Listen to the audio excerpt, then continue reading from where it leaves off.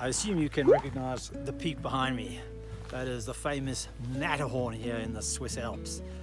And what's really interesting is in 1865, the first group of people attempted to get to the top, and there were 7 of them in total, and they did the precarious climb all the way up to the top of that thing, which is just absolutely madness.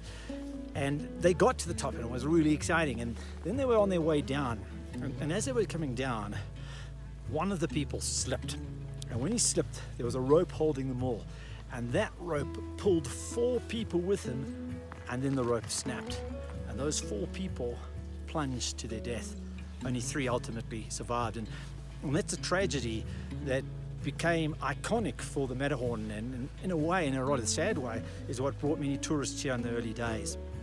But when we look at it, you know, there really is an important lesson for us, because the Bible talks about a 3-stranded cord in Proverbs, and how a 3-strand cord is not easily broken. And while we're not talking specifically about climbing, but this is a cord that is really important, because what are these 3 strands? Well, Jesus tells us, but he was asked the question, what's the greatest command? And he answered, the greatest command is this: to love the Lord your God with all your heart, soul and mind, and to love your neighbor as yourself. And so those are the 3 strands: God, our neighbor, and ourself.